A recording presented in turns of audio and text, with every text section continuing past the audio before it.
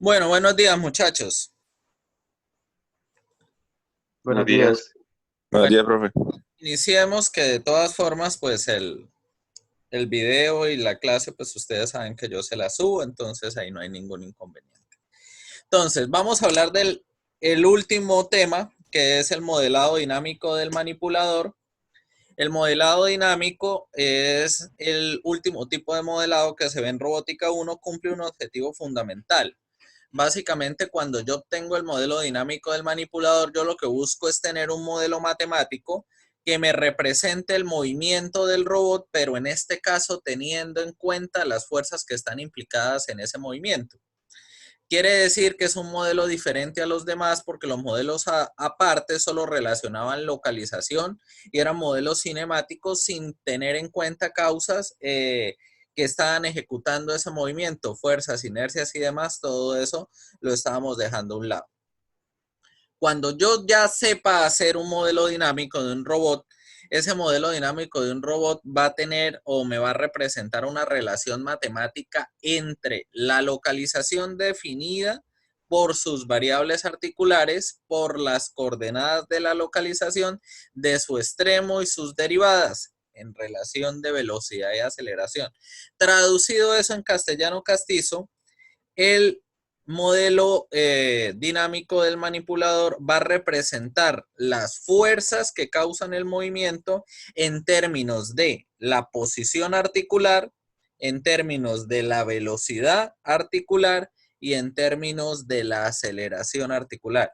Quiere decir que dependiendo de cómo varíe la posición de cada articulación, cómo varíe la velocidad de cada articulación y cómo varíe la aceleración de cada articulación, eso tendrá implicaciones en las fuerzas resultantes del manipulador. Las fuerzas y pares aplicados en las articulaciones y el modelo del robot también quedarán vinculados en este modelo matemático. Obviamente, para poder obtener ese modelo dinámico, debemos conocer todas las distancias morfológicas y todas las condiciones necesarias para poder desarrollarlo. Quiere decir que los parámetros dimensionales del robot, es decir, todas las distancias y dimensiones morfológicas son conocidos, todas las longitudes, masas y las inercias de los elementos deben ser conocidas. ¿Para qué sirve un modelo dinámico? Bueno, en realidad el modelo dinámico nos sirve en robótica para lo mismo que sirven todos los modelos dinámicos en las otras estrategias. Así como nosotros llegamos y podemos analizar un sistema masa resorte amortiguador, o en este caso, en el ejemplo que tiene la diapositiva, un sistema masa resorte, y yo después de que lo modele, obtengo la ecuación diferencial. Esa ecuación diferencial me representa el movimiento. Yo con ese movimiento puedo obtener, bien sea a futuro, después de una transformación, una función de transferencia o una representación del modelo en el cual yo tenga contenida la representación de esa dinámica y después de que yo tenga representada la dinámica, yo ya sé que puedo controlar, porque uno de los requisitos para el control es poder tener pleno conocimiento de la dinámica que yo voy a controlar. Si yo no conozco lo que voy a controlar, es muy difícil ejecutar control. Sí debo tener en cuenta que cuando yo trato de realizar el modelo dinámico de un robot, ese modelo dinámico tiene una criticidad, unas dificultades asociadas. Primero, la dificultad del modelo del robot va a crecer con la cantidad de grados de libertad. Quiere decir que entre más grados de libertad tenga el manipulador, más difícil es de hacer. Y entre más, y no solo con la cantidad de grados de libertad, sino con el tipo de grado de libertad. No es lo mismo ni tiene las mismas implicaciones dentro del modelo dinámico una articulación prismática que una articulación rotacional. Ese modelo dinámico va a representar o va a contener la interrelación entre unas fuerzas particulares que van a estar representadas o contenidas en los movimientos de las articulaciones. Estas fuerzas son las fuerzas de Coriolis, que son fuerzas reaccionarias. El modelo va a ser altamente no lineal. Quiere decir que ese modelo va a tener todas esas no linealidades representadas. Eso también implica, ya ustedes que saben bastante de control, que si el modelo es no lineal, requiere estrategias particulares de control. Quiere decir que cuando estemos en robótica 2 y tratemos de ejecutar acciones de control sobre este manipulador, se nos va a hacer bastante complejo controlarlo porque él no es una dinámica lineal. En ocasiones la dificultad se vuelve tan grande, ahorita más adelante vamos a ver por qué, y vamos a ver por qué era tan útil no hacer parcial, porque ahorita cuando vean la complejidad de cómo modelar, pues ustedes van a entender que esa complejidad a veces se eleva, y en ocasiones para poderla disminuir toca usar algoritmos, de los cuales yo le voy a explicar el algoritmo Lagrange-Euler, que son métodos iterativos, es decir, métodos que usted programa, y estos métodos tienen una cantidad de instrucciones recursivas, es decir, de fores anidados, que van ejecutando las composiciones matemáticas hasta armar el modelo, de manera de que lo puedan completar de una manera satisfactoria. En algunos casos, para disminuir la dificultad de modelo, se requiere hacer simplificaciones para cortarlo. Y hay que tener en cuenta los actuadores y la dinámica que tenga cada actuador, porque esta puede estar influyendo en la dinámica total del manipulador. Bueno, ahora vamos a justificar el modelo, es decir, ¿por qué es útil ese modelo? Porque si yo tengo el modelo dinámico del robot, yo puedo hacer la simulación del movimiento del mismo. También porque si yo tengo el modelo dinámico, yo puedo usarlo para el diseño y evaluación de la estructura mecánica del mismo. También porque yo puedo usarlo para el dimensionamiento de los actuadores, es decir, para seleccionar los motores. Básicamente, el método que nosotros usamos para seleccionar los actuadores cuando iniciábamos la materia, en el cual nosotros hacíamos un análisis de torque a partir del peso, a partir de las dimensiones y demás, es un método incompleto o es un método muy poco profesional comparado como debe hacerse. En esa época lo hacíamos así y seleccionamos nuestros actuadores, que en esa época teníamos las miras de la implementación, pero pues obviamente quién iba a imaginar que esto iba a ocurrir, el aislamiento, y por eso no implementamos, pero usamos esa metodología fue porque en ese momento no teníamos los conocimientos para poder hacer un proceso de selección de actuadores. Quiere decir que en realidad la metodología real para seleccionar los motores, los actuadores que yo vaya a usar en un manipulador debe ser a partir del uso del modelo dinámico del mismo. Quiere decir que yo debería obtener primero el modelo dinámico y a partir del modelo dinámico hacer la selección de los motores. Ese proceso lo vamos a profundizar en Robótica 2, en el cual dentro de una guía, dentro de las que manejamos, la guía 5, se hace profundidad de este proceso. También si yo tengo el modelo, puedo hacer el diseño y evaluación de estrategias de control. Nosotros vamos a ver más adelante, también en Robótica 2, que al manipulador se le pueden aplicar dos tipos de estrategia.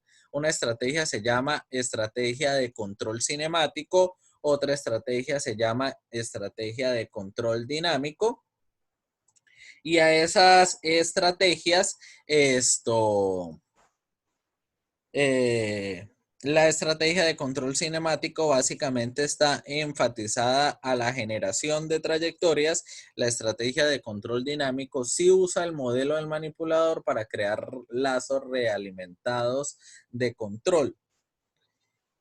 Por ende, este algoritmo, dependiendo de la estrategia, lo uno va a ser necesario para hacer la estrategia de control dinámico y lo otro, cuando veamos los tipos de estrategia, vamos a ver que hay estrategias como el control adaptativo o como el control multiarticular, en la cual el modelo dinámico del manipulador es necesario porque hace parte integral de la misma estrategia de control. Quiere decir que si yo no tengo el modelo dinámico, no puedo hacer la estrategia de control. El modelo dinámico puede obtenerse mediante dos mecanismos, de manera directa o de manera inversa. De manera directa es cuando yo, una vez teniendo el modelo matemático, este modelo matemático está en función de pares y fuerzas, y yo a partir de esos pares y fuerzas puedo obtener los valores articulares. Quiere decir que este modelo dinámico directo me estaría expresando la evolución temporal de las coordenadas articulares en función de las fuerzas y pares que intervienen. A diferencia de cómo estábamos trabajando en los otros modelos, el modelo dinámico opera al revés. En el modelo dinámico nosotros aprendemos de la siguiente manera. Nosotros lo primero que vamos a aprender a hacer con las formulaciones de Lagrange-Euler y Newton-Euler es a obtener el modelo dinámico inverso. ¿Por qué? Porque nosotros vamos a necesitar es un modelo matemático que esté en términos de los valores articulares, es decir, que esté en términos de las articulaciones y en el cual yo a reemplazarle los datos de las articulaciones, él me arroje los pares y fuerzas asociados a ese manipulador.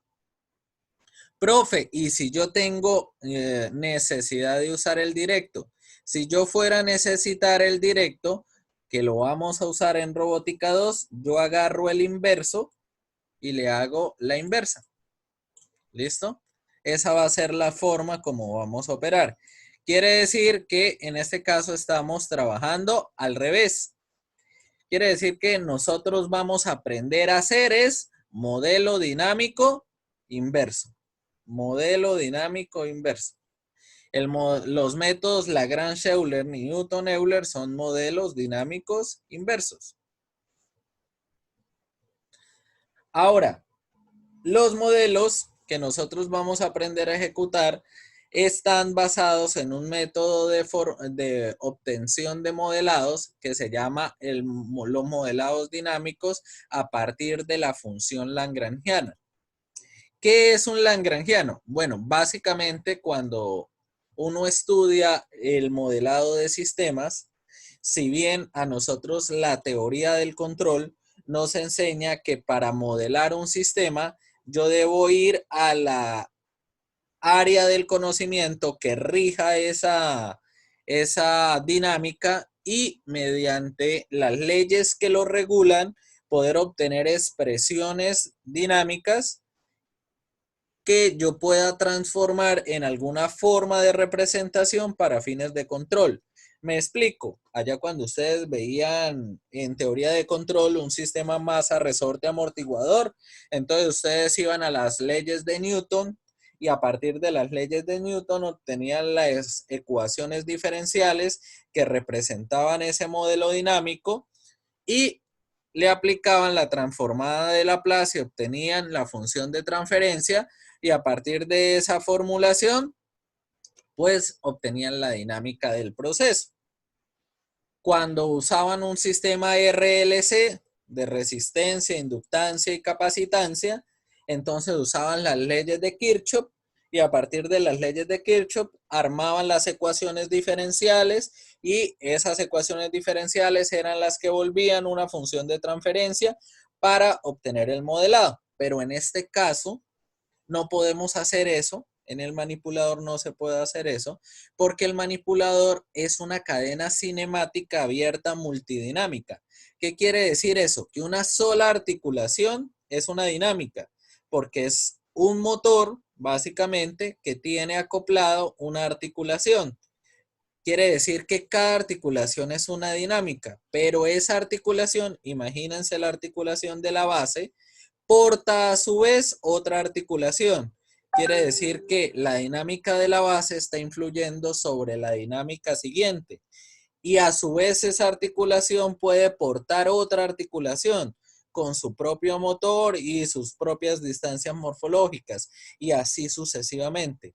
Quiere decir que en este caso no podemos acogernos a esas normas Entonces, las leyes del modelado llegan y dicen que cuando usted no sepa cuál es el método para modelar algo, sin importar el área de la física o el área del conocimiento a la que pertenezca, todo debería poderse modelar a nivel del balance energético. Es decir, tanto la termodinámica como las leyes de la electrónica, como las leyes del electromagnetismo, todas operan por balance energético. La ley de la conservación de la energía siempre opera. Quiere decir que en robótica nosotros también usamos eso. Y a esa formulación se le llama la formulación de Lagrange. La formulación de Lagrange básicamente es una formulación matemática que está basada en el balance energético, en la cual se obtiene una función matemática que se le llama lagrangiano. El lagrangiano es básicamente la resta entre la energía cinética y la energía potencial de algo. Quiere decir que cuando yo obtengo L, yo estoy obteniendo la función lagrangiana, pero esa función lagrangiana me va a quedar en términos de la energía cinética y me va a quedar en términos de la energía potencial. Nosotros ese lagrangiano lo vamos a utilizar para obtener los pares o fuerzas aplicados en términos de las coordenadas articulares, es decir, en términos de los valores de cada articulación. ¿Por qué acá se usa el término fuerzas o pares? ¿Por qué? Porque si una articulación es prismática, al carecer de rotación, ella no genera un par, ella está generando es una fuerza. Cuando una articulación es rotacional, esta articulación sí está generando un par. Nosotros vamos a operar mediante esta formulación. ¿Listo? Todos los pares SUI van a ser igual a la derivada en el tiempo de la derivada parcial del lagrangiano con respecto a las velocidades. Esto estaría representando todo este término, la energía cinética, menos la derivada del lagrangiano con respecto a las posiciones, a la derivada parcial con respecto a las posiciones, y esto me estaría representando la energía potencial. Quiere decir que para nosotros obtener el modelado, debemos hacer uso de estas formulaciones. Listo. Entonces, vamos a aprender con un ejercicio sencillo y vamos a irle aumentando la complejidad poco a poco. ¿Qué es un ejercicio sencillo? Vamos a asumir que tenemos un manipulador de un único grado de libertad. Quiere decir que es un manipulador en el cual solo tiene una única articulación y esta articulación rota un ángulo teta, ¿vale? Para poder ejecutar el análisis, como es un análisis dinámico, en este caso sí entran en función las fuerzas asociadas, quiere decir que tenemos que tener en cuenta la masa del eslabón. En este caso, vamos a asumir que la masa del eslabón es conocida y la vamos a representar con la letra M. También debemos conocer cuál es el centro de masa de todas las articulaciones. En este caso, el centro de masa está representado por este punto de unión distanciado, esta coordenada L. Quiere decir que yo para poder ejecutar el modelado dinámico debo conocer la masa y debo conocer dónde están ubicados los centros de masa de las articulaciones. En este caso, como el ejemplo es muy sencillo, solo estamos hablando de una única articulación, solo hay un único centro de masa. Y vamos a obtener mi formulación lagrangiana y a partir del lagrangiano yo voy a obtener a partir de las derivadas y las fuerzas, vamos a obtener los pares. En este caso, el par en este caso sería un único par porque es una articulación rotacional. Al ser rotacional, va a generar un par. Bueno, Para nosotros, toda energía cinética no la vamos a expresar como un medio de la masa por la velocidad al cuadrado, que es como generalmente se representa en movimiento uniforme. O en la mecánica convencional, perdón. La energía cinética, en este caso, como estamos hablando de velocidades angulares, el movimiento es angular. Este movimiento angular lo vamos a representar de la siguiente manera. La energía cinética va a ser igual a un medio de, en vez de la masa, la inercia, y en vez de la velocidad lineal al cuadrado va a ser la velocidad angular al cuadrado.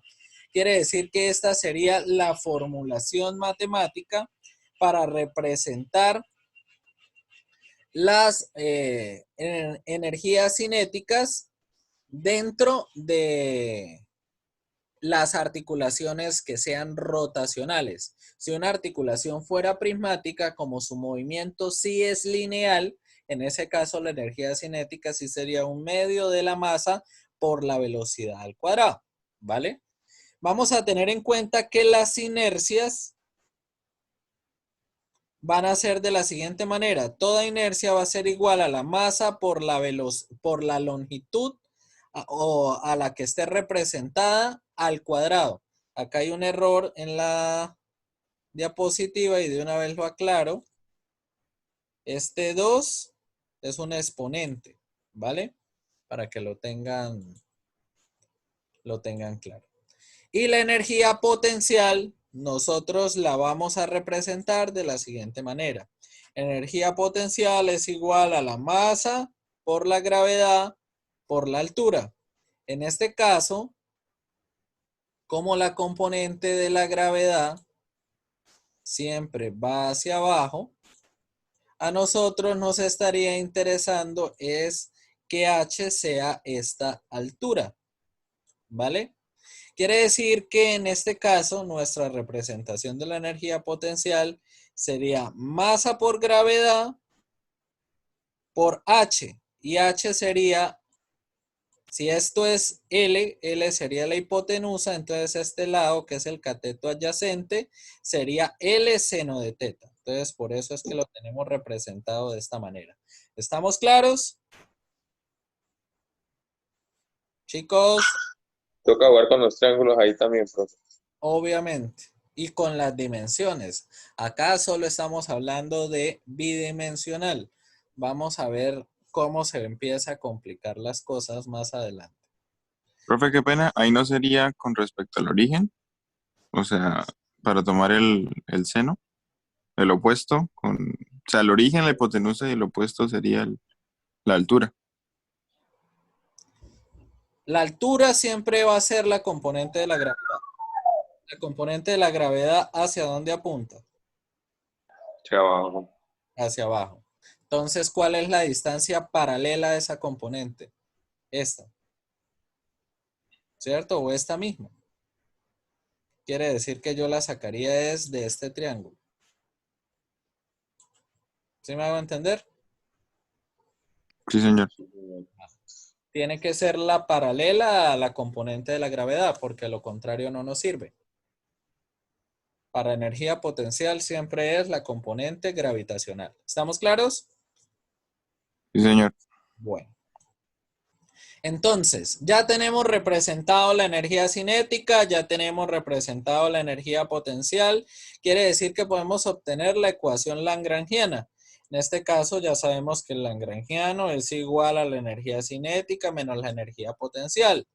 En nuestro caso, según la representación matemática, habíamos dicho que la energía cinética es un medio de la inercia por la velocidad angular al cuadrado, pero también habíamos aclarado que la inercia iba a ser la masa por la longitud al cuadrado por la velocidad angular al cuadrado.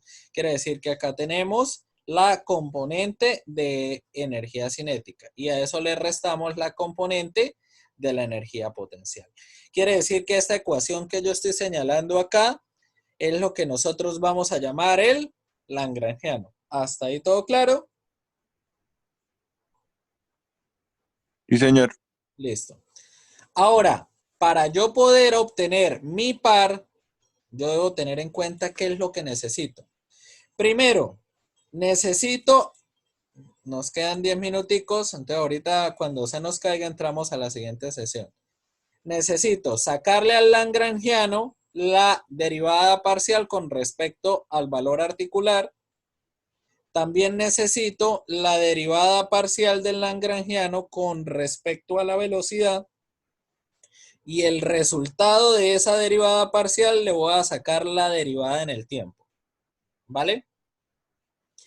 Todo ese término es el que en realidad le voy a restar a este término. ¿Vale? Entonces vamos a hacerlo acá por partecitas. Tengo el lagrangiano. Entonces mi lagrangiano es todo esto. Toda esta componente de acá. Listo. Entonces, voy a obtener primero esta partecita, el lagrangiano con respecto al valor articular. En este caso, como es solo uno, no voy a usar la i, porque se supone que si fueran varias articulaciones, debería tener en cuenta cuando la i vale 1, cuando la i vale 2 y así sucesivamente. En este caso, pues solo uno. Entonces, estaría derivando el lagrangiano parcialmente con respecto a teta. Como es una derivada parcial con respecto a teta, solo puedo derivar lo que está en términos de teta. Lo que está en términos de teta prima se considera una variable aparte dentro de la derivada parcial. Quiere decir que si yo analizo el lagrangiano, el primer término, que es un medio de la masa por la longitud al cuadrado por teta prima al cuadrado, no me va a arrojar resultado en la derivada parcial. ¿Por qué? Porque no está en términos de teta. Solo el segundo término. ¿Listo? El segundo término, que es masa por la gravedad, que ambas son constantes, por la longitud, que también es constante, por el seno de teta, que es el que tiene la variable en la que estoy derivando. Quiere decir que la derivada parcial de este término sería menos m por gravedad por L coseno teta. ¿Entendido de dónde salió este término? Sí, señor. Listo. Bueno, ahora también necesito la derivada del lagrangiano con respecto a la velocidad. Entonces, hago lo mismo. Quiere decir que como es una derivada parcial y este término no tiene nada en función de teta prima, no me va a arrojar resultados, solo me debería arrojar resultado este. Entonces, la derivada parcial de esto, como está el cuadrado bajaría, el 2 se cancelaría con el 2 y me quedaría ml al cuadrado por teta prima. ¿Entendido de dónde salió este término?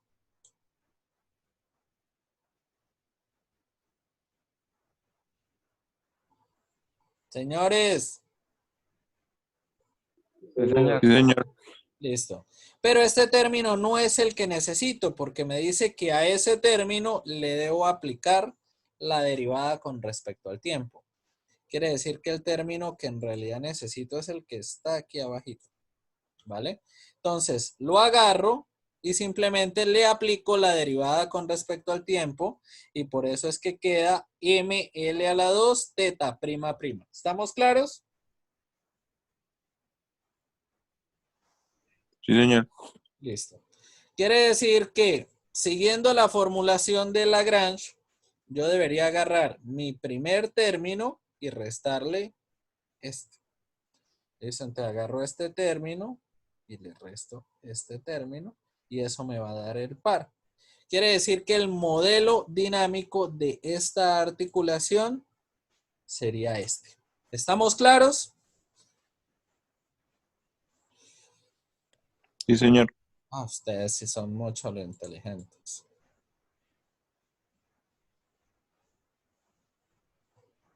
Bueno, entonces vamos a aumentar un poquito la complejidad.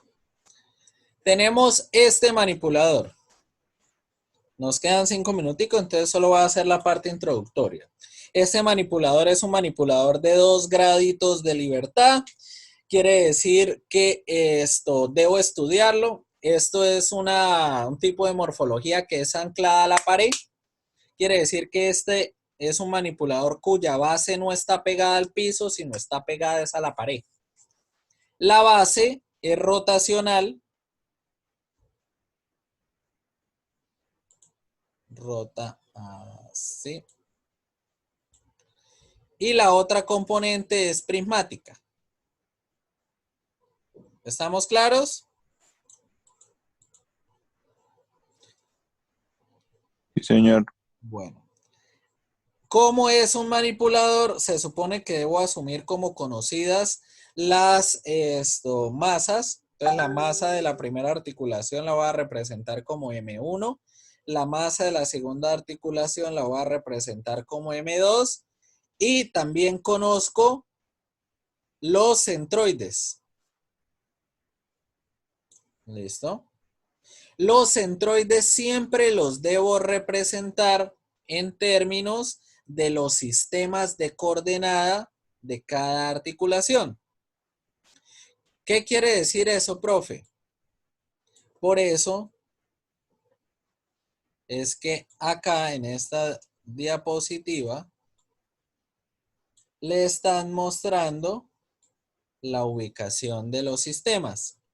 Entonces, acá al ver la vista, esta vista del manipulador, vamos a ver que acá tenemos la base.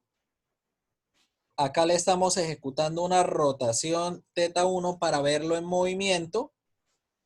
Vemos cómo está el sistema 1. Y acá tenemos el centroide referido en distancias con respecto al sistema 1. Quiere decir que cuáles serían las coordenadas de este centroide con respecto al sistema 1. ¿En X tiene coordenada? No. ¿En Y tiene coordenada? No. Solo tiene coordenada en términos de Z1. ¿Y qué valor tiene? L1. Vemos el segundo centroide. El segundo centro de masa. El segundo centro de masa está ubicado en el origen del sistema 2. Quiere decir que cuáles serían las coordenadas de esta masa con respecto a este sistema.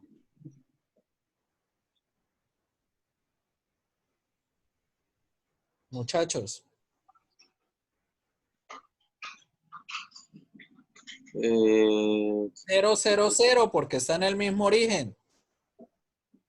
El centro de masa 2 está en el origen del sistema 2. Las coordenadas con respecto al sistema 2 es 0, 0, 0. ¿Sí me van a entender? Muchachos. Sí, señor. Quiere decir que las coordenadas, vuelvo y repito, las coordenadas de los centros de masa debemos conocerlas con respecto al origen del sistema de cada articulación. Entonces, como es la masa 1, las conocemos con respecto al sistema 1. Como es la masa 2, las conocemos con respecto al sistema 2. Y así sucesivamente si el manipulador tuviera más grados de libertad. Listo, ya se nos... Bueno, retomemos. Entonces, en este caso, de este manipulador de solo 2 grados de libertad, debemos ser conscientes de ciertas premisas. Primero, la primera articulación es rotacional. Quiere decir que al ser rotacional, ella me genera pares. La segunda articulación es prismática. Quiere decir que ella me genera son fuerzas. ¿Listo? Y ese va a ser el resultado de mi modelo. También tengo en cuenta dos cosas.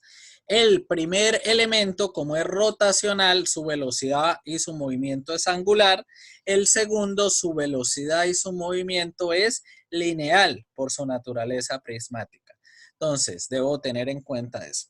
Cuando el análisis ya es de varios grados de libertad, en este caso que es de 2 grados de libertad, se aconseja hacer las proyecciones y los análisis de la última articulación a la primera. En este caso, como es de grado 2, iniciaríamos con la segunda articulación. Entonces, lo primero que tenemos que hacer es obtener las coordenadas y las velocidades referidas a la masa 2. Las coordenadas de la masa 2 vamos a obtenerla. Entonces, la masa 2 la estamos asumiendo contenida en este punto. Para eso son los centros de masa. Un centro de masa se supone que a nivel físico es el punto donde yo puedo representar como contenida toda la masa en el centro de esa coordenada. Quiere decir que para nosotros la masa 2 está concentrada en este puntico. Ese punto vamos a referirlo en dos distancias. Pero para referirla debemos ver cómo está ubicado según la vista del sistema de referencia de la base. Entonces, hacia este sentido está el X. Acá vemos a X0. Y hacia este sentido está Y. ¿Vale? Quiere decir que vamos a representar estas coordenadas con respecto a este origen. Vamos a representar primero la distancia en X. La distancia en X, según la ubicación del eje X0, sería esta distancia que les estoy señalando acá. Esa distancia sería igual a la distancia de 2 seno del ángulo θ1. ¿Qué sería el ángulo que se movería el manipulador cuando existe el movimiento en θ1?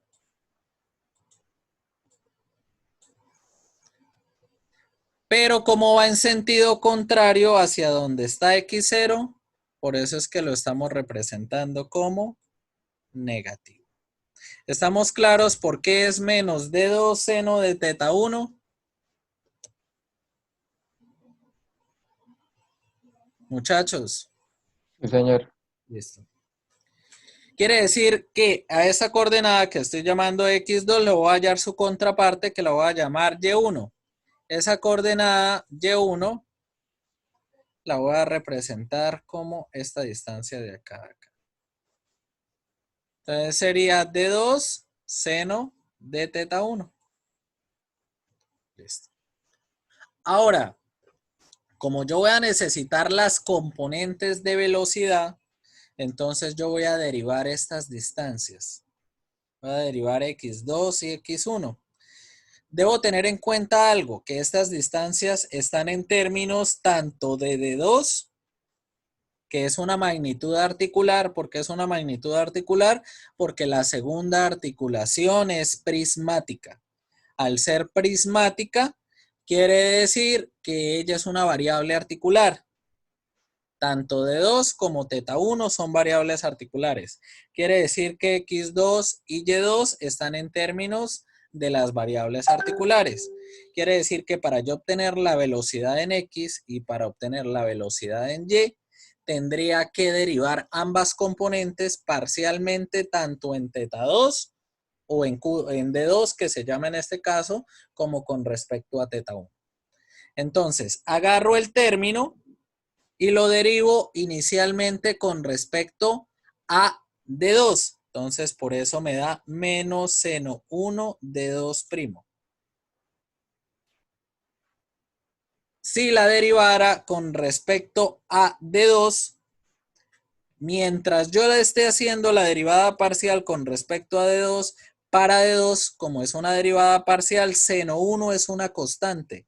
Por eso es que dentro del término aparece seno '1 de 2'. ¿Entendido por qué el primer término es así?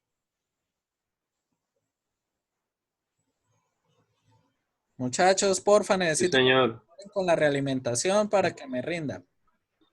Sí, señor, sí, señor. Vale. Quiere decir que ya derivé con respecto a θ2. Voy a derivar con respecto a θ1. Quiere decir que en este caso D2 es constante y voy a derivar es con respecto a θ1. Entonces, por eso sería menos coseno de D2, menos coseno de θ1 por D2 por θ1'. Pero acá el signo negativo se factorizó y lo dejamos aquí afuera.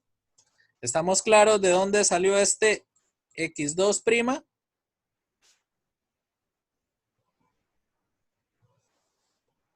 Sí, señor. Bueno, de igual manera lo tengo que hacer con Y2 para obtener la componente de la velocidad 2. Entonces, al igual que en el caso anterior, está en términos de D2 y está en términos de teta 1, quiere decir que debo hacer la derivación parcial con respecto a ambos elementos.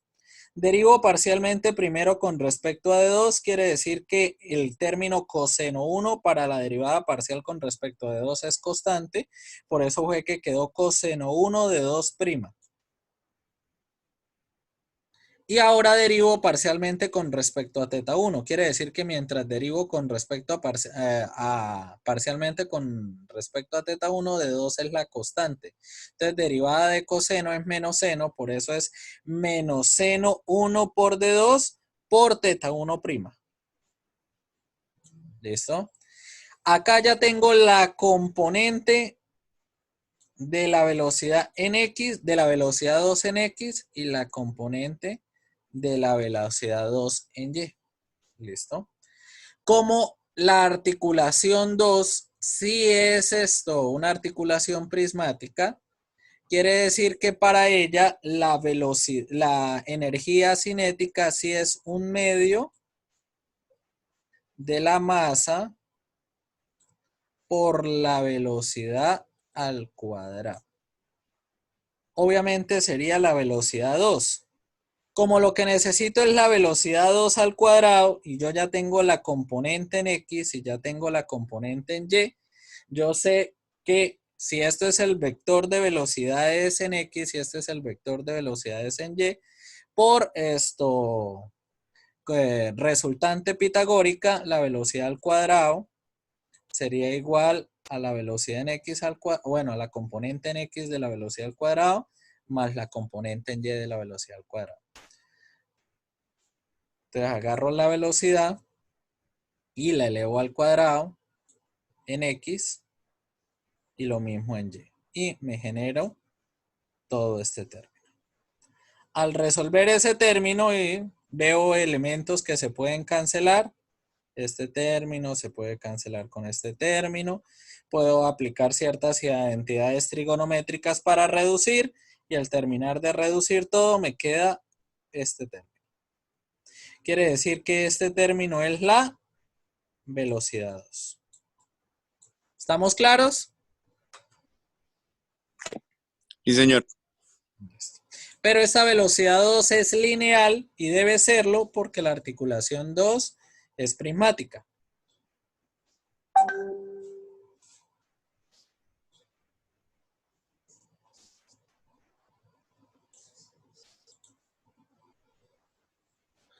Bueno, entonces, como la velocidad 2 es esto,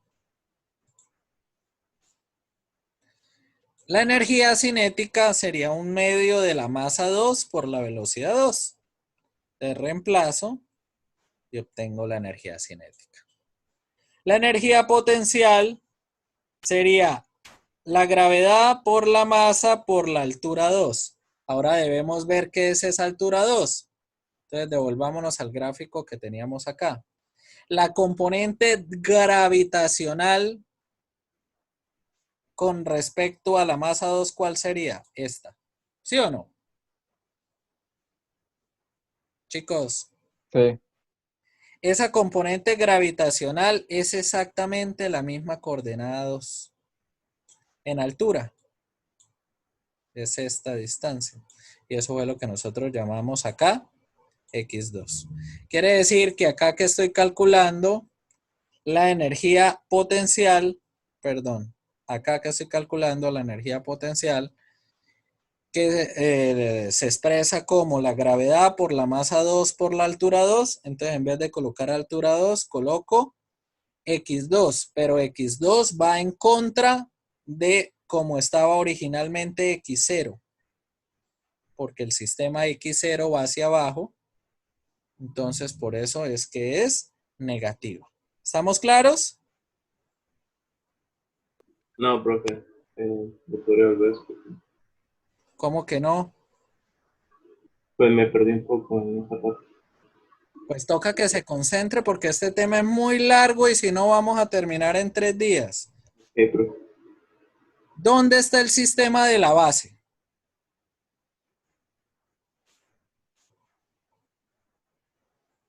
Listo. En 000. Sí, pero mírelo donde está. Y mire dónde está el centro de la masa 2. ¿Vale?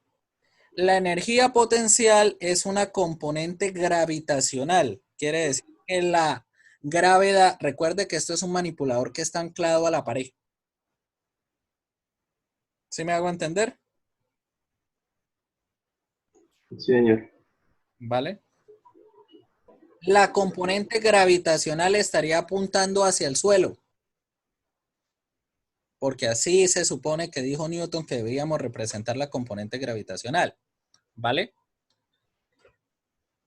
Esta distancia es esta misma. Ah, ok, ok, la distancia aquí es 2, ¿eh? Entonces el sentido, ya, ya lo entendí. ¿Vale? Pero x2 cuando la representamos con respecto a 0, la teníamos negativa. Nos daba menos de 2 seno de teta 1, porque está actuando en el sentido contrario. ¿Vale? Quiere Sí, decir que señor. en este caso tendríamos que ponerle el signo negativo para que se vuelva positiva, porque en este caso la distancia sí está apuntando en el mismo sentido de, de x0, perdón. ¿Vale? Sí, señor.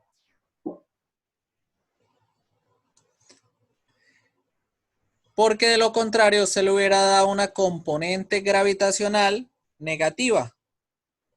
Y eso en este caso no puede ser porque el sentido de la gravedad sí está apuntando en el mismo, en el sentido correcto. ¿Estamos claros? No está hubiera estado mal interpretado si le colocamos el signo al revés. Pero entendido por qué es la distancia x2. Sí, profe. Listo. Ya tenemos la energía cinética, ya tenemos la energía potencial, pero la función lagrangiana se supone que es la resta de ambas energías. Entonces agarro la energía cinética, agarro la energía potencial y la resto. Este sería el lagrangiano. Este lagrangiano es válido porque me está concentrando ambas valores articulares y el lagrangiano está expresado con respecto al extremo del manipulador, que es donde está la distancia, la masa 2. Ahora, se supone que el lagrangiano es solo el insumo para obtener los torques, porque en realidad se supone que yo debería al lagrangiano hacerle las derivadas parciales con respecto a los Q sub i y al lagrangiano hacerle las derivadas con respecto a las velocidades UI. Incluso cuando ya tenga la derivada con respecto a las velocidades UI, debo hacerle la derivada con respecto al tiempo. Quiere decir que acá el solo hecho de tener el lagrangiano solo me da el insumo de lo que yo tengo que hacer. Tengo que hacer las siguientes etapas. Primero, ¿qué debo entender? Hay tantas I como tantos grados de libertad haya. Quiere decir que en este caso que hay 2 grados de libertad y vale 2. Entonces necesito derivar con respecto a 1 y con respecto a 2. Traducido en castellano castizo, tengo que hacerle la derivada al lagrangiano con respecto a la velocidad 1 y la derivada del lagrangiano con respecto a la velocidad 2. Tengo que hacerle la derivada parcial al lagrangiano con respecto al teta 1 y la derivada parcial del lagrangiano con respecto a teta 2. Esos serían los pasos que debo seguir. Si hubiera teta 3, entonces al lagrangiano lo debería derivar parcialmente con respecto a la velocidad 1, con respecto a la 2 y con respecto a la 3. Y en posición debería derivar el lagrangiano con respecto a la posición 1, con respecto a la posición 2 y con respecto a la posición 3. ¿Estamos claros? Chicos. Sí, señor. Pero en el caso de la velocidad no basta solo con eso, porque en realidad la formulación matemática me dice que al resultado S le aplique la derivada con respecto al tiempo, ¿vale? Entonces vamos a iniciar con la primera parte. Agarro el lagrangiano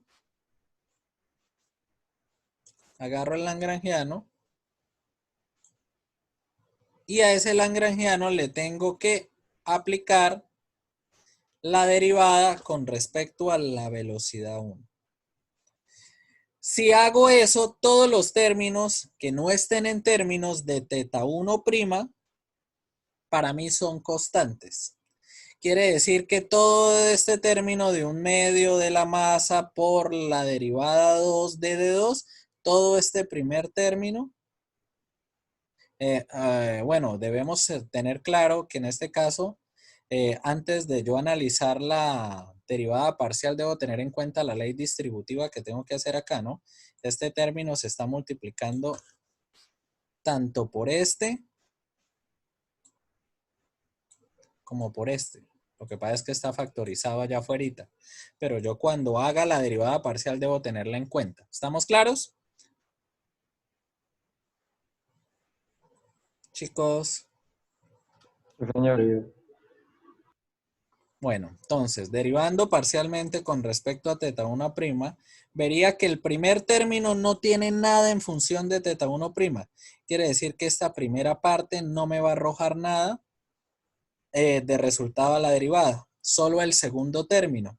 Entonces, el segundo término sería 1/2 de la masa 2 por D2 al cuadrado por teta 1' al cuadrado. Como está al cuadrado, cuando yo lo derive parcialmente, el 2 va a bajar, se va a cancelar con este otro 2, y por eso es que queda M2 de D2 al cuadrado, porque D2 para él es una constante, por eso es que quedó idéntico, de teta 1'. ¿Estamos claros? ¿Por qué el resultado de la derivada parcial dio eso?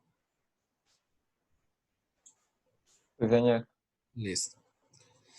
De igual manera, debería ser con la velocidad 2. Quiere decir que en este caso ocurriría al revés, ¿no? Este término no me va a arrojar nada para la derivada y solo el primer término.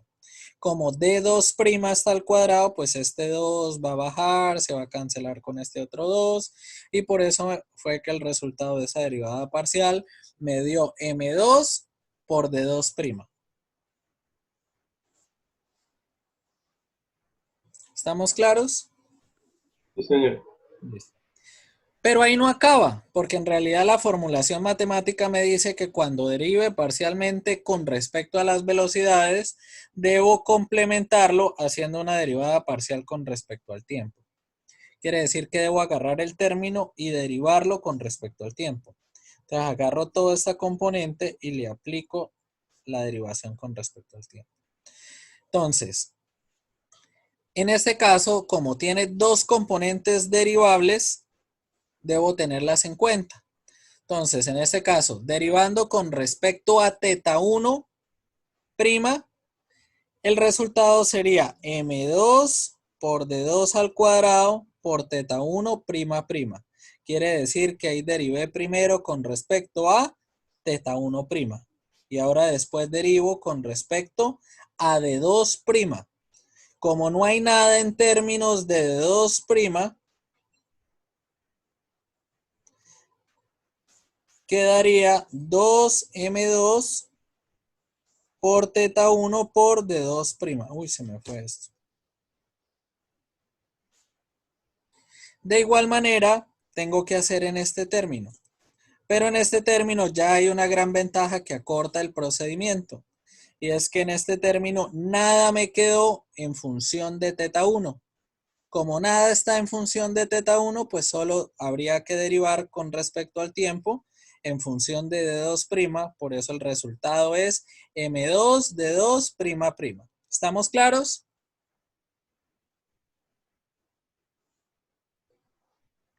Sí, señor. Listo. Ahora, acá solo acabo de hacer el primer término de la resta para la primera articulación y el primer término de la resta para la segunda articulación. Me hace falta el segundo término. El segundo término lo obtengo cuando hago la derivada parcial del lagrangiano con respecto a la posición articular 1 y cuando hago el lagrangiano con respecto a la posición articular 2. Quiere decir que debo agarrar otra vez esta función y derivarla parcialmente con respecto a θ1 y con respecto a d2. Quiere decir que solo van a arrojar resultados en este primer caso todo lo que está en términos de θ1, no θ1', θ1. Y en este solo va a arrojar resultados todo lo que está en términos de d2, no de 2', sino de 2, ¿vale? En este primer caso, cuando analicemos el lagrangiano para derivarlo con respecto a θ1, me doy cuenta de que todo este término grande no tiene nada en función de θ1. Tiene en función de θ1', que es diferente. Quiere decir que el único término que me va a arrojar resultado a la derivada es este. ¿Vale? Entonces, derivada del seno es coseno, todo lo demás es constante. Entonces, por eso me quedó menos g m2 d2 coseno de θ1. ¿Entendido por qué da ese resultado?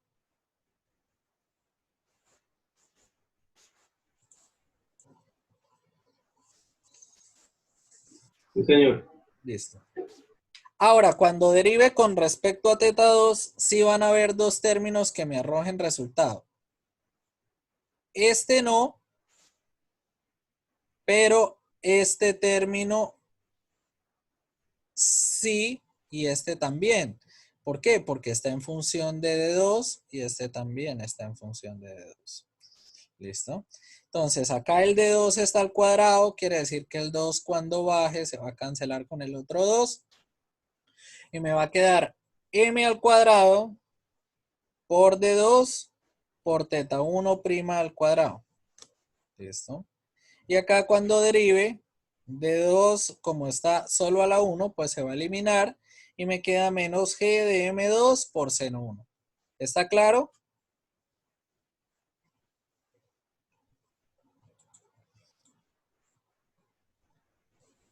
Chicos.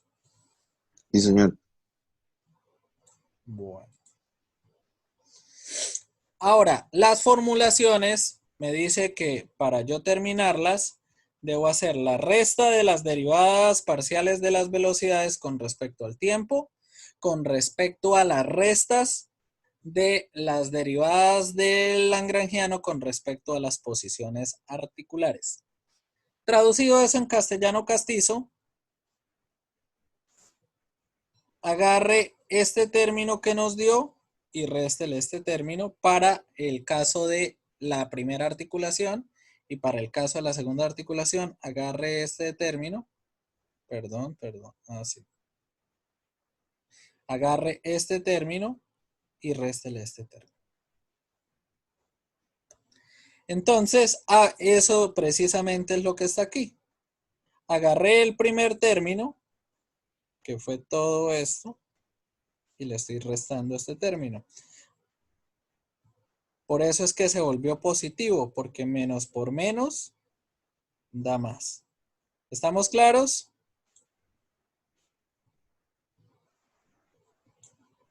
¿De dónde salió el primer término?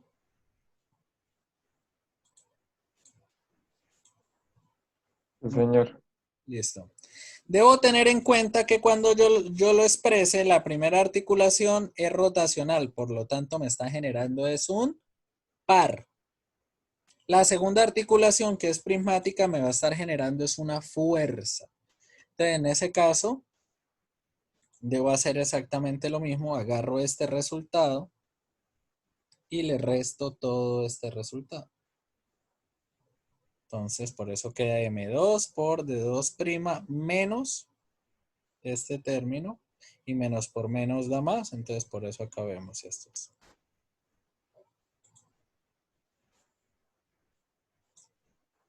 ¿Listo?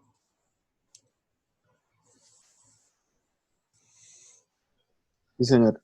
Bueno, ahora, esto que tenemos acá no es la finalización del modelado. El modelado finaliza cuando ustedes hacen la representación en matrices de estado. Entonces, acá vemos estas mismas ecuaciones representadas en ecuaciones de estado. Entonces, acá vemos mi primer término en función de las aceleraciones, el segundo término en función de las velocidades y el tercer término. Aplicarlo o crearlo siempre es fácil. Solo debo familiarizarme o recordar cómo se arman las ecuaciones de estado. Siempre la salida va a ser un vector, que en este caso es este vector de acá. Ese vector va a tener tantos términos como tantos grados de libertad tenga. Quiere decir que en este caso, que tengo 2 grados de libertad, voy a tener dos resultados, el de la articulación 1 y el de la articulación 2.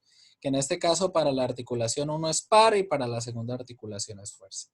Y eso va a ser igual a una matriz que siempre va a ser de n por n, donde n va a ser la cantidad de grados de libertad.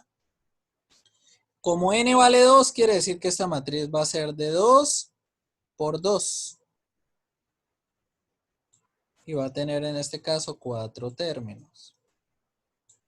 ¿Vale? Y va a estar multiplicado por un vector que me va a contener las aceleraciones. En este caso, la primera aceleración se está representando como teta 1 prima prima y la segunda como de 2 prima prima, ¿vale? Más otra matriz que también siempre va a ser de n por n, como n vale 2, quiere decir que va a ser de 2 por 2. Quiere decir que si la articulación el manipulador fuera de 3 grados de libertad, fuera de 3 por 3, por lo cual va a tener 4 términos. ¿Vale?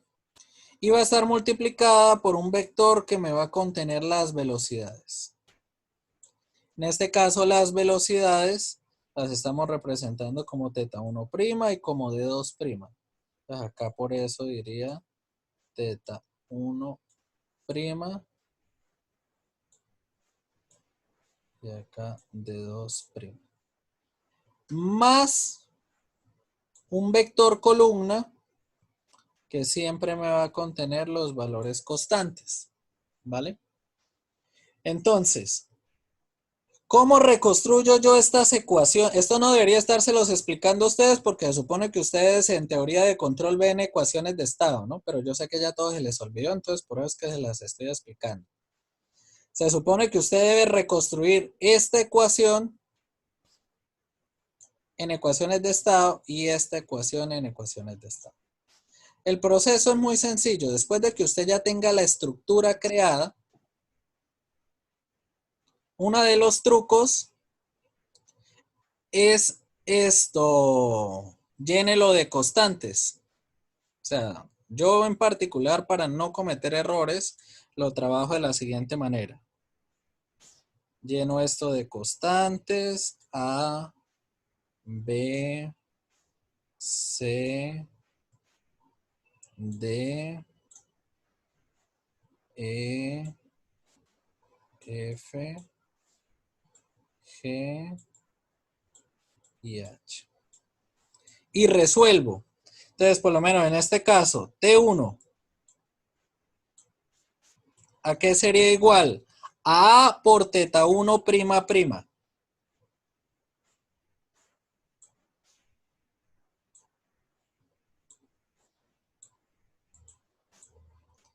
Más B por D2 prima prima.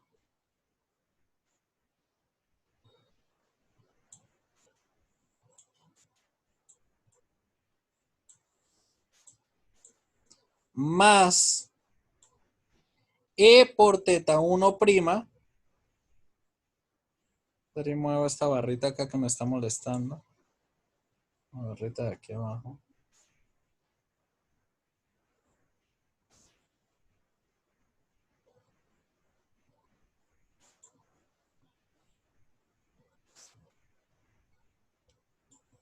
E por teta 1 prima. Ah, y este era de 4. Aquí la embarré con la numeración. F, G, H. Vamos a ponerle I y J. I y J. Entonces aquí sería E por teta 1 prima más G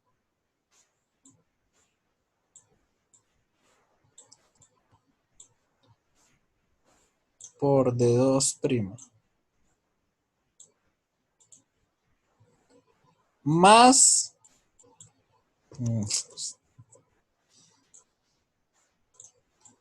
I. ¿Listo? Esta ecuación la estoy sacando de representar esto simbólico, de resolver mi primer término. Y usted hace comparación directa entre esto y esto. ¿Hay algo en términos de teta 1 prima? Acá dentro de esta ecuación. De teta 1 prima prima, perdón.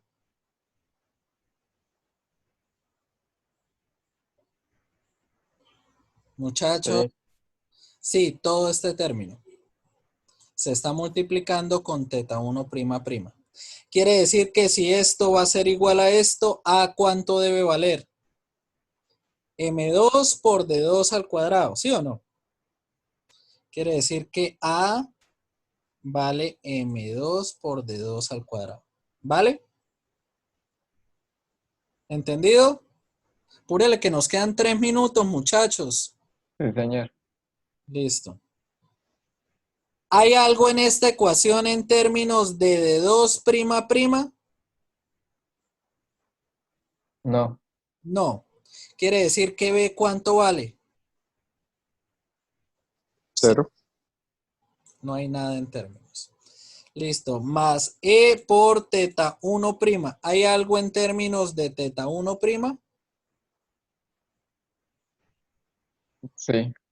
Sí, pero también está en términos de teta 2 prima. Quiere decir que yo tendría que pelear si todo esto va a entrar o acá o acá. ¿Se me hago entender? Porque acá le pide la constante que está multiplicando a teta 1 prima y acá le pide la constante que está multiplicando a D2 prima. Y la constante en realidad está multiplicando ambas. Entonces, cuando esa cosa ocurre, como estamos analizando la articulación 1, le damos prioridad a la 2. Quiere decir que en este caso vamos a asumir que es 0 y todo el término aparece en el segundo. ¿Estamos claros? Sí, señor. Listo. Más todo lo demás constante. Todo lo demás que está constante es este término y queda acá. ¿Estamos claros cómo se armó el primer renglón? Sí, señor. Listo. Profe, y esta parte donde usted dice que en cuál decides por... ¿Me puede volver a explicar qué pasa? Hay una parte donde dice que decides más irse para el segundo término que para el primero. Bueno, acá qué constantes quedaron multiplicándose. E por teta 1 prima más G por D2 prima. ¿Listo? Quiere decir que estamos buscando las constantes que están multiplicadas por la velocidad 1 y las que están multiplicadas por la velocidad 2. ¿Estamos claros? Sí, señor. Listo. Pero acá las constantes están multiplicadas por ambas velocidades. ¿A cuál de las dos le pertenecen? ¿A la 1 o a la 2? Porque usted no A la la puede 2. poner 2 veces. Porque si la pone 2 veces, es como si usted estuviera, la ecuación quedaría mal. Sería la segunda. En este caso, como está analizando la primera, para la primera Q, para Q1, entonces se la dejamos a la 2. Bueno, muchachos, pero entendido cómo sacar las ecuaciones de estado.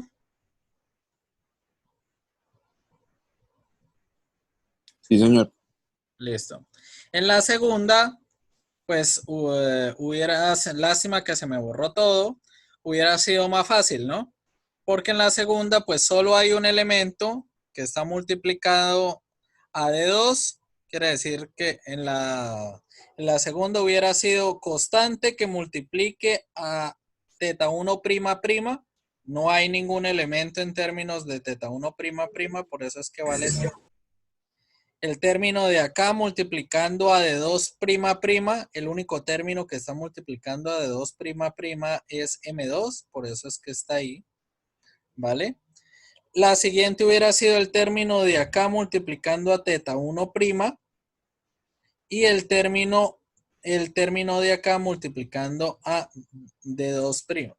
Solo hay un término multiplicando a teta 1 prima, que es este que está acá, por eso es que está acá. Y la parte de las constantes que quedaría acá por fuera. ¿Listo? Bueno, para seguir avanzando, vamos a ver por qué es necesario caer en algoritmos como el algoritmo Euler-Lagrange o Newton-Euler. Vamos a ver que la complejidad del modelado dinámico no crece necesariamente con la cantidad de grados de libertad, sino crece con el tipo de grado de libertad. Entonces, vamos a seguir trabajando solo dos articulaciones. Voy a hacerlo sin entrar en detalle porque ustedes ya me entendieron cómo es el proceso, solo para que vean la complejidad y vamos a hacer la introducción al método de Lagrange de Euler programado para la próxima clase ver cómo se programa. Entonces, vamos a seguir trabajando dos graditos de libertad. Con la diferencia del ejercicio pasado, en el cual los dos grados era uno rotacional y el otro prismático. El hecho de que este hubiera sido prismático acortó mucho el análisis. En este caso, que ambos son rotacionales, ya la cosa cambia. ¿Por qué? Porque ambos me están generando velocidades angulares. Entonces, en este caso, tendrías que, para poder resolver este ejercicio, por ejemplo, tendríamos que calcular las distancias en X y las velocidades en X para la componente 1, las velocidades en X, perdón, la posición en X para calcular la velocidad en X y en Y de la componente 1, la posición en X y en Y de la componente 2 de la masa 2 para obtener las velocidades y derivar. Quiere decir que acá tendríamos la componente de la velocidad 1 al cuadrado y la velocidad 2 al cuadrado. Teniendo las componentes, hacer la energía cinética obligaría a haber reemplazado esas dos. Al obligarnos al haber reemplazado las dos, solo la energía cinética nos da todo este término. El problema no es el término, el problema es el tamaño de las componentes, porque después a nosotros nos piden hacer las derivadas parciales. Y si calculáramos la energía potencial nos daría algo así. Y si se supone que el lagrangiano es la resta de ambos términos, entonces el lagrangiano nos estaría dando la energía cinética restada con la energía potencial. Quiere decir que el lagrangiano solo en este ejercicio, que es de 2 graditos de libertad, mira el término que nos dio. El tamaño del término lagrangiano es todo esto.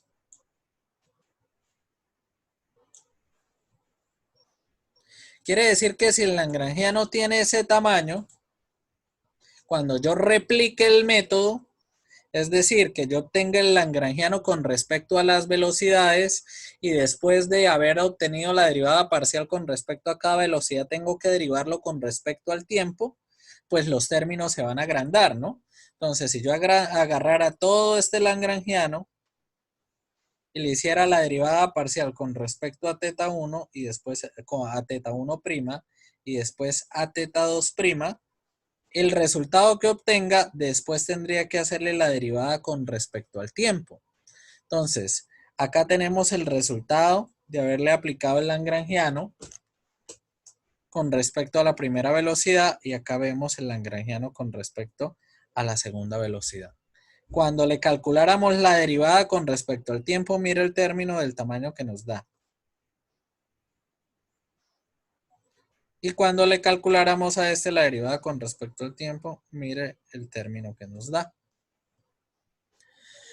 Y lo mismo ocurriría con respecto a los valores articulares. Quiere decir que tendría que calcular el lagrangiano y derivarlo parcialmente con respecto a teta 1 y después derivarlo parcialmente con respecto a teta 2. Y armar las ecuaciones y analizar esas ecuaciones para convertirlas a ecuaciones de estado.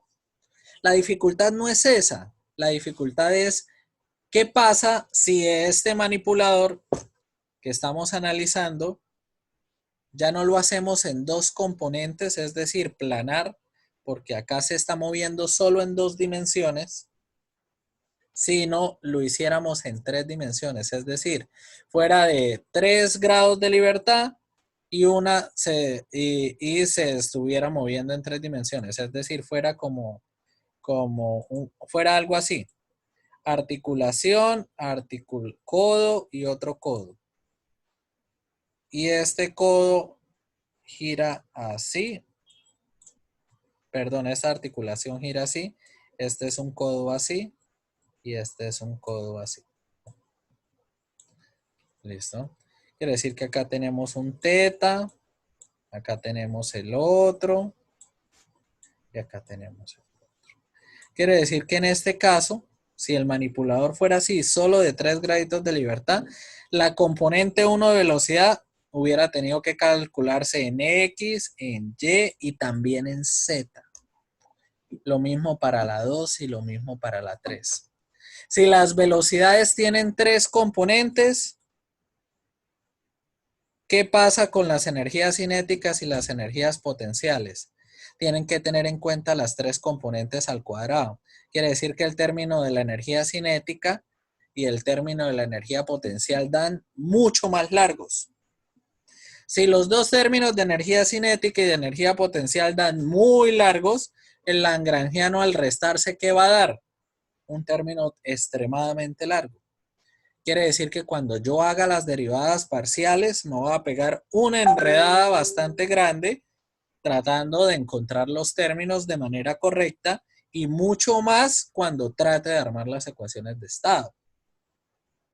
Y eso solo hablando de 3 grados de libertad. ¿Y qué pasa si es un manipulador de 6 grados de libertad? Quiere decir que el análisis se vuelve excesivamente complejo para hacerlo a mano. La formulación de Lagrange se puede hacer para manipuladores de sumo 4 grados de libertad. Ya para hacerlo en manipuladores de 5 o 6 grados de libertad, la cantidad de términos a obtener sería enorme. Por lo tanto, sería bastante complejo hacer el análisis. Ahí es donde entran los métodos recursivos. Entonces, el método recursivo, ¿qué es lo que dice? Llega y dice, no, para esa gracia hay algoritmos, es más fácil programar el algoritmo y que el algoritmo esté diseñado para funcionar para cualquier cantidad de grados de libertad. Y no importa la cantidad de trabajo que haya que hacer, él es el que lo hace y me arrojará el resultado. Pero para hacer eso, el modelo dinámico se estructuró en matrices que van a tener significado propio. Me explico. Nosotros cuando armamos las ecuaciones de estado, estábamos acostumbrados o estábamos manejando esta estructura. Una matriz que multiplicaba las aceleraciones, otra matriz que multiplica las velocidades y otra matriz que queda sobrante. Bueno, la matriz que multiplica las aceleraciones la vamos a llamar matriz D. ¿Listo? La matriz que multiplica las velocidades la vamos a llamar H. Y la matriz que queda con los términos aparte la vamos a llamar la matriz C. La matriz D me va a representar las inercias. La matriz H me va a representar las fuerzas de Coriolis. Y la matriz C, que coincidencialmente al verla, podemos ver que es donde quedan los términos gravitacionales. Note que queda G, G, G. Es la matriz de fuerzas de gravedad. Fuerzas.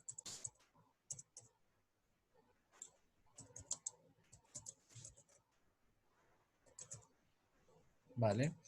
Quiere decir que mi modelo dinámico va a estar conformado por tres matrices. Una matriz D de inercias, una matriz H de fuerzas de Coriolis y una matriz C de fuerzas de gravedad.